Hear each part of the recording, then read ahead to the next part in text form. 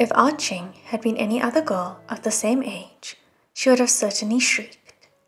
But she had pretended to be blind for so many years, and since everyone thought she couldn't see, they often openly behaved in all sorts of ways in front of her. By this point, she had witnessed countless ugly things, and her heart had turned as hard as a diamond. Thus, she remained resolutely silent. Nonetheless, Wangxian still felt the waves of numbness travel up her stiff legs. Amidst the villagers' bodies strewn all over the ground, Xiao Xingchen stood and sheathed his sword. Is there really not a single living being in this village? All of them are walking corpses, he asked, his features screwed up in concentration. The corners of Shui Yang's lips curved into a smile. However, the sound which came out from his mouth was full of puzzled astonishment, and even carried a note of bitter grief. That's right. Good thing your sword can point towards corpse energy on its own, or else it would have been very difficult for us to cut through this horde by ourselves. Let's check the village again. If there truly are no living people remaining, then we will burn these walking corpses as soon as we can. Only after they had wandered far away side by side did Ah Ching's legs regain their strength. She slipped out from behind the house and walked to the pile of corpses. Lowering her head, she looked at them, her eyes traveling back and forth over the bodies. Wangxian's gaze followed hers as it drifted, never staying still. Xiao Xingchen's sword had pierced each of these villagers cleanly through the heart. All of a sudden, Wangxian noticed a handful of familiar faces. In the previous few memories, when Xiao Xingchen, Ah Ching, and Shui Yang had gone out, they had encountered a few layabouts sitting at the crossing in the village and playing dice. When the three had passed, the layabouts looked up at them. Catching sight of a big blind person, a small blind person, and a cripple, they broke into uproarious laughter, gesticulating wildly. Ah Ching spat at them and waved her bamboo pole, but Xiao Xingchen pretended not to hear and walked past, his expression placid. Shui Yang even laughed, but there was no trace of amusement in his eyes. Ah Ching turned over and examined several corpses in a row. She pried open their eyelids and saw that each of their pupils had turned white. There were a few whose faces had already become discolored with liver mortis. She let out a breath that she had been holding. However, Wangxian's heart sank lower and lower. Even though these people looked very similar to walking corpses, they had in fact been alive. Only they had been suffering from corpse poisoning. Wangxian even saw traces of leftover violet powder near the noses and mouths of a few of the bodies. Because they were so heavily poisoned, some of these people would have been dead men walking, who admittedly were beyond the hope of rescue, but others hadn't been poisoned so severely and could have been saved, namely the villagers who hadn't been poisoned for long. Though their bodies would have started developing traits like transformed corpses and emitting corpse energy, they would have still been able to think and converse. They had still been alive. Like Lan Jingyi earlier, if someone had administered critical care to them, they could have still been rescued. You couldn't kill people like that, even accidentally. It amounted to slaughtering living humans. They would have been able to speak, to explain their identity, to call for help, if not for a certain problem. Someone had already cut out their tongues. Trails of blood trickled out of the side of the corpses' mouths. Some of this blood had dried, but some was still warm. Xiao Xingchen couldn't see, but Shuanghua could point him toward corpse energy. The villagers had lost their tongues and could only make eerie howls, nearly indistinguishable from walking corpses' cries. Combine these two facts together, and he wouldn't have harbored a single suspicion that the things he was killing were anything but walking corpses. It was madness. Shui Yang had turned him into his knife. Secretly, he had taken advantage of Xiao Xingchen's generosity and maliciously turned it against him. However, Ching did not understand the cipher lying before her. Her knowledge was extremely cursory, derived entirely from the occasional moments when Xiao Xingqian had mentioned these subjects. Could that rotten thing really be helping Dao Zhang? She mumbled. Don't start believing in Xue Yang so easily, Wei Wuxian thought. Fortunately, Qing's intuition was very sharp. Though she couldn't pick out anything strange from what she saw, her wary attitude toward Xue Yang was deeply rooted within her. She hated him on instinct and couldn't feel at ease with him. Thus, whenever Xue Yang followed Xiao Xingqian out to night hunt, she quietly tailed them. Even when they were all at home, she never let down her guard. One night, while the eastern wind howled, all three were crammed together next to the dilapidated stove in the little room for warmth. Xiao Xingqian was fixing a bamboo grocery basket whose corner had developed a hole. Qing draped their sole cotton blanket over herself and wrapped herself as though she were a sticky rice dumpling. Then she scooted over to the side. Idly, Xue Yang rested his cheek on his hand. As he heard Qing continually pester Xiao Xingqian to tell her a story, his irritation grew. Stop making so much noise. I'll tie your tongue into a knot if you keep yapping. Qing had no inclination to listen to him whatsoever. Dao Zhang, I want to hear a story, she demanded. When I was small, no one told me any stories. How would I know how to tell you one? Xiao Xingqian asked. But Qing continued to nag. Just as she was about to start rolling on the floor, Xiao Xingqian said, All right, then I will tell you a story about something on a mountain. There was once a mountain. On the mountain, there was a temple, Qing said. No, Xiao Xingqian said. There was once a nameless, mystic mountain on which an immortal lived. This immortal had many disciples, but she did not allow them to leave the mountain. As soon as Wei Wuxian heard the opening, he understood. Bao Shen, Sun Ren. Why? Qing asked. Because the immortal herself did not understand the world outside of the mountain, which was why she had hidden herself there. She told her disciples that if they wanted to descend from the mountain into the world below, then they need not return, that they ought not to bring the conflicts of the outside world back to the mountain. How could the disciples stand it? Qing asked. Some of them must have found being stuck up there unendurable and come down the mountain to have fun. Yes, Xiao Xingqian said. The first to leave the mountain was an outstanding disciple. As soon as he went into the outside world, all praised and admired him for his skills and prowess, and he became a famous, proper cultivator. But later, some unknown disaster befell him, and his character changed dramatically. Suddenly, he turned into a monster who could kill people without blinking. Someone hacked him to death in the end. This man was named Yanling Daoren, and he was the first of Bao Shen Sanren's disciples to meet a terrible demise. What exactly he had experienced that had changed his character so drastically was still a riddle to this day. Unfortunately, it was unlikely that anyone would ever find out.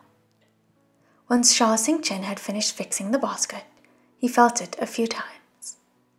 After confirming that it wouldn't prick anyone's hand, he set it down. The second person to leave was an outstanding female disciple, he continued. Wei Wuxian felt heat rise in his chest. Zhang Se Sun Ren. Was she pretty? Qing asked.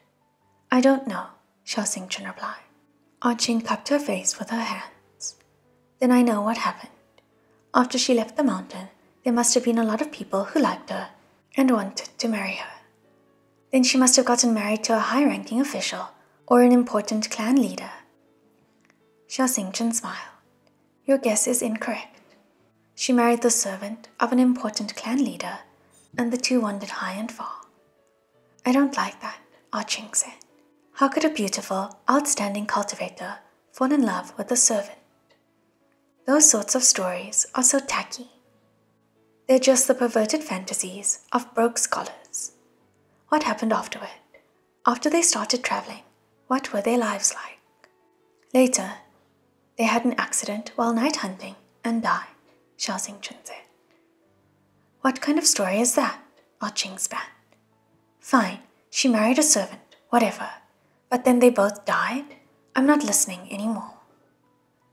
Luckily, Xiao Xingchen hadn't gone on to tell her that the two had a monstrous son whom everyone despised. Or else she might have started spitting about me, Wangxian thought. That's why I said from the beginning that I did not know how to tell stories, Xiao Xingchen said, exasperated. But you've got to remember your night hunts, right?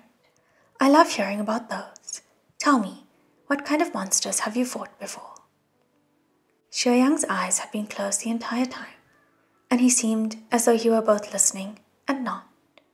Now, his expression became slightly more focused, and his pupils shrunk.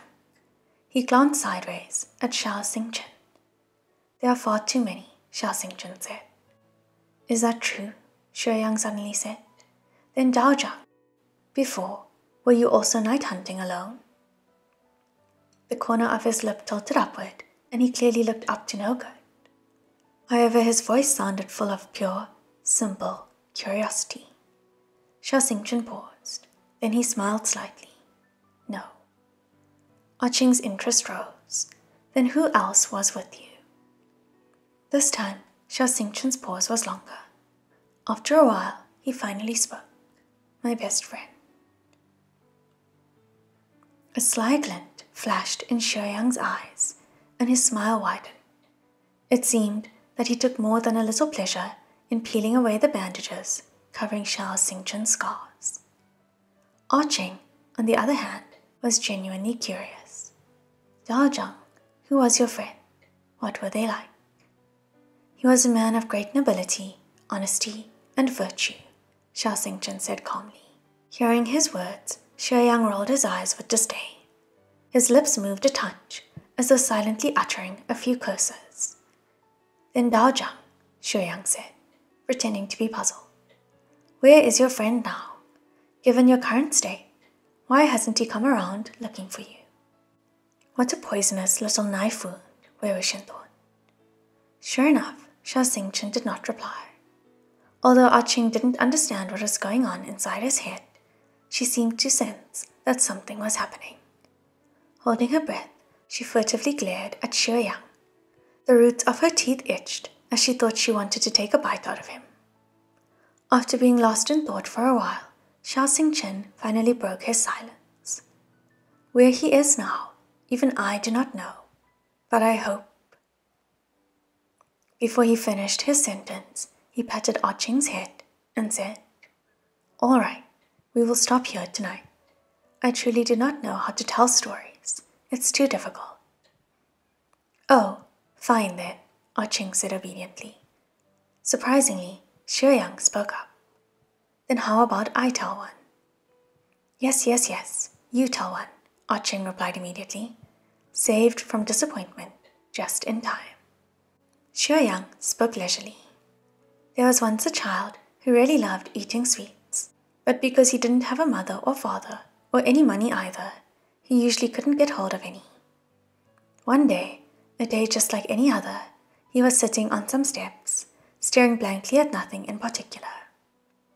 Across the street from the steps, there was a restaurant, in which a man sat beside a table set with a feast. This man saw the child and waved him over. Though the start of the story wasn't particularly good, it was much better than Xiao Xingchen's hackneyed tale. If Qing had a pair of rabbit ears, they would have perked up now. This child was stupid and foolish, Xue Yang continued. He was already idle and aimless, so as soon as someone waved at him, he immediately ran over. The man pointed to a plate of desserts sitting on the table and asked the child if he wanted to have them.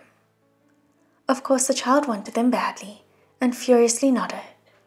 So the man gave the child a piece of paper and told him, If you want them, take this to the other building over there. Once you're done, I'll give them to you. The child was very happy. He was going to get a plate of desserts for running an errand, and he would have earned them himself. He was illiterate, and as soon as he got the paper, he went off to where the man told him to go. The door opened, and a large burly man emerged. The man took the paper and glanced over it, then struck the child so hard his nose started to bleed all over his face. Seizing him by the hair, the man asked him, "Who asked you to send this sort of thing here?" The child must have been none other than Shuyang himself. However, seeing how sly and cunning Shuyang was now, Wei-Wuxian couldn't figure out how he could have been so dim-witted as a child, doing something just because someone asked him to. The words on the paper couldn't have been anything good. The man at the restaurant and the burly man probably had some kind of feud with each other. The former hadn't had the nerve to curse out the latter to his face, so he called over a child sitting by the road to deliver the insulting message. Truly wretched conduct. Shuyang continued.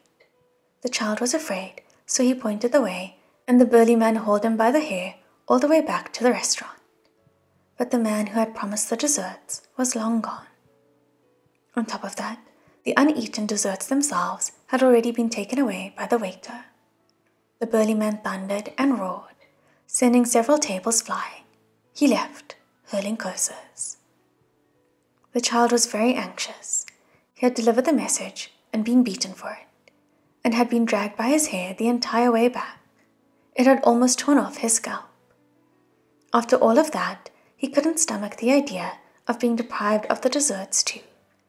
So, eyes gleaming with tears, he asked the waiter, "Where are my sweets? Where are the sweets that the man agreed to give me?" Shuyang smiled as he spoke. The waiter had just seen his store wrecked, and rage had lit his heart aflame. He struck the child many times until the child's ears rang, and he had slapped him out the door. The child crawled back onto his feet and walked for a bit. Guess what happened next? He just so happened to run into the man who had asked him to send the message once again. At this point, Shuyang stopped and did not start again. Entranced by the tale, Ching urged him onward. Then what? What happened? What else could happen? Shuyang said. Of course he was slapped around and kicked a few more times. The child is you, right? Ching said. You love eating sweets. It must be you. How in the world were you like that when you were small? If I was in your place, p'choo, I'd have spat in his food and drink first. Then bam, bam, bam, hit. As her limbs danced wildly, they almost struck Xiao Xingchen behind her. Hurriedly, he said, All right. We have finished listening to the story. Let's go sleep now. He lifted Ching and placed her inside the coffin, but she continued to beat her chest and stamp her feet in rage. Yeah, both of your stories are so infuriating. One is infuriatingly boring, and the other is infuriatingly horrible. Ugh, I hate that man. He made a kid send the message in his place. It's so terrible, it's practically choking me. Xiao Xingchen tucked her into the blanket and walked a few steps away. What happened afterward? He asked. Guess, there's no afterward. Didn't you stop telling your story too? Shuyang said. No matter what happened later, now you're still safe and sound. There's no need to let the sorrows of the past weigh you down too much.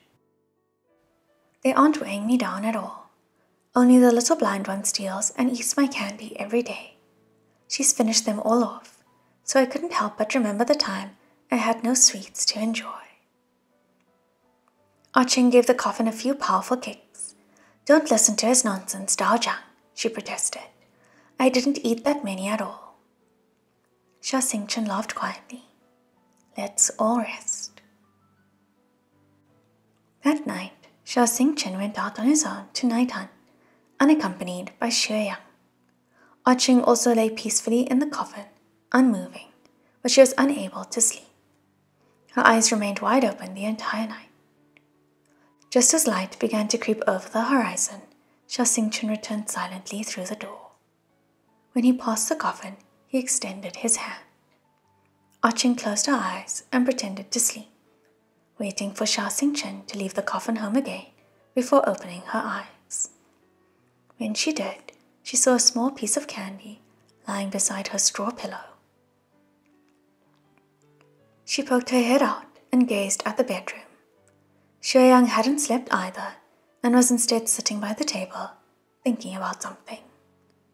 At the edge of the table, another piece of candy lay quietly. Each day, after the night they had gathered and conversed around the stove, Xiao Xingchen gave them both a piece of candy. Ah-Ching was of course elated, but Xueyang expressed no gratitude for the gesture. Yet neither did he refuse it. She greeted this attitude with resentment for many days. Xiao Xingchen took care of both the meals and the lodgings for all three of them. Since he was blind, he was unable to be picky about the vegetables he bought, and he was too embarrassed to haggle with the vendors. This was no big deal if the hawkers he ran into while out alone were kind-hearted. Unfortunately, on many occasions, he encountered those who intentionally took advantage of his blindness, who either gave him less than he had paid for or produce that wasn't fresh. Though Xiao Xingchen himself didn't seem to mind much, or possibly didn't even take much notice in the first place, it very much rubbed Ah-Ching the wrong way. Furious, she insisted aggressively on accompanying Xiao Xingchen to buy groceries, so she could find those good-for-nothing peddlers and settle the score. But to no avail. Though she could see, she couldn't expose that fact. And moreover, she didn't have the nerve to make a scene and mess up the hawker's stalls in Xiao Xingchen's presence. At times like this, Xueyang came in handy. A hoodlum by nature, he had sharp eyes and a poisonous tongue. When they wanted to buy anything, as long as he was accompanying them, he'd find the hawker first and shamelessly bargain down the price by half.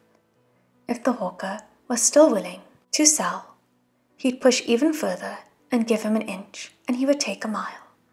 If the hawker was unwilling, his eyes would gleam ominously. Upon seeing this, the hawker would conclude that they were already lucky that this man was willing to pay at all. So however much he offered, it was best not to bicker. Instead, better to get him to leave as quickly as possible. Back when Xueyang was running wild in Guizhou and Lanling, he most likely got whatever he wanted without paying a thing. Ah-Ching had now vented her anger, and in her happiness, she even offered Xueyang a few words of praise. On top of that, the daily piece of delicious candy kept her in high spirits. Thus, for a while after, she and Xueyang managed to maintain a quiet peace. However, she could never let go of her wariness of him. Thus this moment of peace was soon buried by her many silent criticisms and misgivings. One day, Ah-Ching was once again out on the street, pretending to be blind to amuse herself. She had played this game for a lifetime, and she never got sick of it. Just as she was knocking her wooden pole against the ground and walking back and forth, a voice suddenly sounded from behind her.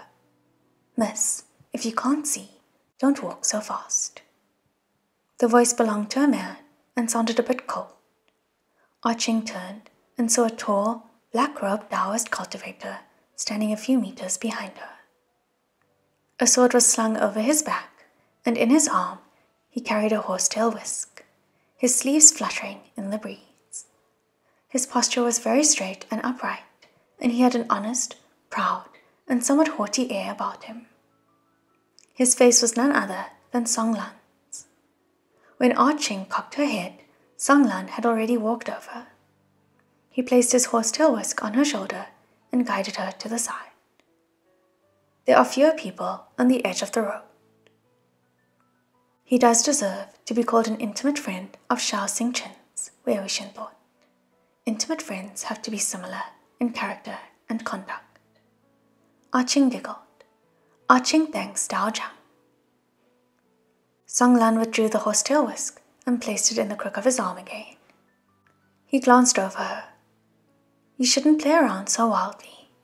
The yin energy here is strong. Don't linger outside once the sun sets. Okay, Ching said.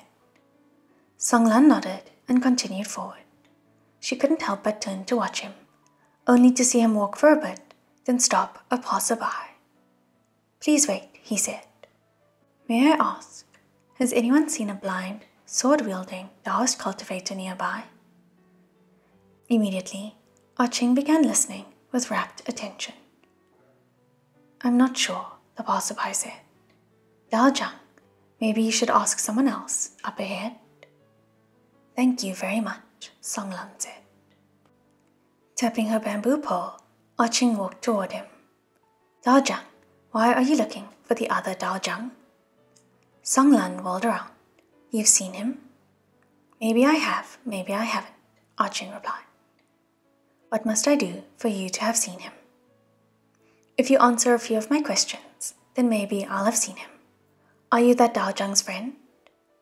Startled, Songlan stared blankly for a while before speaking. Yes. Why did he hesitate? Wangxian wondered. Ching also found his answer reluctant. Suspicions raised, she continued. Do you really know him? How tall is he? Is he pretty or ugly? What does his sword look like? He's about as tall as me, Songlan immediately replied. His appearance is beautiful, and his sword is engraved with patterns of frost. As his reply was free of the slightest error, and he didn't seem like a bad person, Ching said, I know where he is. Daojang, why don't you follow me? By that point in time, Songlan had run around everywhere for many years, looking for his friend, and had suffered disappointment countless times. Now that he finally received news, he was afraid to believe it, and was also desperately trying to maintain his cool. Thank you for your trouble. Ching led him near the coffin home, but Songlan stopped, standing frozen a fair distance away. What's wrong? Ching asked. Why aren't you coming over? For some reason, Songlan's face had gone pale, and he stared at the main entrance of the coffin home, as though he wanted nothing more than to rush in, yet also dared not actually do so. He had long lost his previous cold and aloof appearance. Is he losing his nerve now that his friend is so close? Wangxian thought. But just as Songlan finally made up his mind to enter, someone beat him to it and strolled past him inside. As soon as Songlan saw clearly who the figure was, his face, already pale, turned ashen.